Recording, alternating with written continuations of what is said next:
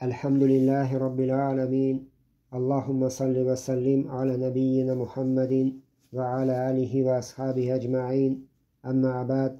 Esselamu aleykum ve rahmetullahi ve berekatuh. Biz bilirge tiyişbiz. Nersal bula la ilahe illallah. Yoktur bernindi ilahiler meğer ber Allah. Şunun için la ilahe illallah iki sözden kile. Yani la ilahe biz ul sözüne inkar itabiz.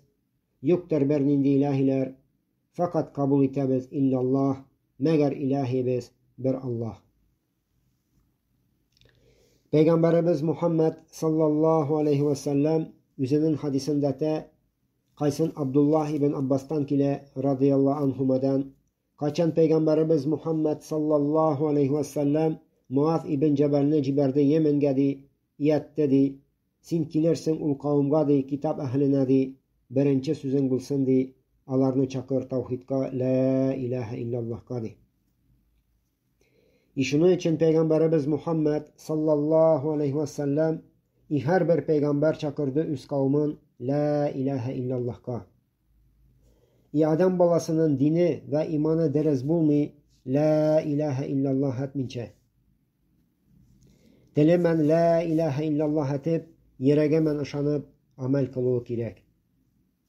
İşinin için bu sözünü bilip angarıp etiş kirek. Peygamberimiz Muhammed sallallahu aleyhi ve sellem çakırgan davat kılgan la ilahe illallah ka. Kimler kabul etken bu sözünü Müslüman bulganlar. Çünkü ul Araplar bilgenler ul sözünün la ilahe illallah'ın manasın. Abu Cahil, Abu Lahab, başka Kurayş müşrikler. Peygamberimiz Muhammed sallallahu aleyhi ve sellem çakırgan ul Kurayşlarını etigiz la ilahe illallah deyip. Ul Kurayşlar müşrikler ete bulgan. Eğer bu söz gene bulsaydı senin bir sözüne biz on söz verir idikti. Ve lakin ul söz değil, ul söz la ilahe illallah bütün patlarını uygata tırgan söz. Ul müşrikler bile tırıp, angarıp, nerse ul la ilahe illallah kabul etmegenler tekebbürlenip. Şunun için yoktur bernindi ilahiler meğer bir Allah. Ul la ilahe illallah'ını bilip angarıp etişimiz kirek. Dil bilen gene etu kirek mi? Anı bilip angarıp etu kirek. Her bir nersenin amelinin şartı var. Mesela taharet alır için pahsu kirek. Pahsu bulmasa taharet deriz bulmuyor. Şulayuk namaz okur için taharet kirek. Taharet bulmasa namaz deriz bulmuyor. Şunun için her nersenin şartları var. La ilahe illallah'ın da cide şartı var. Şal cide şart bulmasa kişinin dine imanı deriz bulmuyor. Niçik pahsu bulmasa taharet deriz bulmuyor. Şulayuk taharet bulmasa namaz deriz bulmuyor. La ilahe illallah'ın birinci şartı belebetü. Allahu Teala Muhammed surasının 19. ayetinde de beldi yoktur ilahiler Allah'tan başkadır. Peygamberimiz Muhammed sallallahu aleyhi ve sellem hadisinde de kim bilip angarıp üldedi nerse ol bula la ilahe illallah ul cennette girerdi. İkinci şartı yakin, ubicdenya, şiksiz, şüphasiz etü, canın teninle. Allah Rabbimiz ete derislikte ışanıcılar şalardı, kaysıları ışandı Allah'kadı, iyanın Resulünadı, işiklenmediler üzlerinin ışanığındadı. Peygamberimiz Muhammed sallallahu aleyhi ve sellem hadisinde de kim yakinman canı tenimen ettedi, la ilahe illallah di, ul cennette girerdi.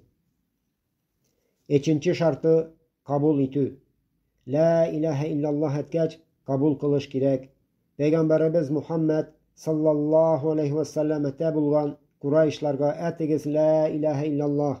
Ul müşrikler tekebbürlenip biz üz dinimizni vırgıtıyıp mı di, yani kabul etmeyi bulganlar. Dörtüncüsü buysunu. La ilahe illallah etkeç buysunuş kirek. Allahu Teala ete kim buysundu Allah'ka di, ul asıldı katı keçli ağaçka di. Beşinci şartı sıddık deris etü. Allahu Teala ete alardı. Alar Allah'ka aşandılar deriskine di yangalamınça di. Peygamberimiz Muhammed sallallahu aleyhi ve sellem hadisinde de kim etti deriskine la ilahe illallah di Muhammeden Resulullah ul cennetke kirirdi. Altıncı şartı ihlas bilen etü. Allahu Teala te ibadet kıl Allah'a di çın ihlas bilendi. Peygamberimiz Muhammed sallallahu aleyhi ve sellem hadisinde de kıyamet gününde şefaat kılırmın di şal kişilerge di kim çın ihlas bilen la ilahe illallah diye bettedi. Cidinci şartı sevü. Sevü betü Allah Rabbimiz ete kişiler arasında bar kaysıları di Allah'ın bertige sevelerdi Allah'ını di. Ve kaysıları çın ışandılar Allah'a di. Alar bir Allah Rabbimizin gına sevelerdi. Şunun için la ilahe illallah cennet aşkıçı. Çünkü aşkıçının teşleri var. Teşleri bulmasa işekni açmıyor. Şulay yok la ilahe illallah'ın şartlara kilmese derez bulmuyor. Ya Allah Rabbimizden sıralabız, belip angarıp bu ciddi şartıman amel kılırga. İşehadet getirip Allahu Teala karşına barırga.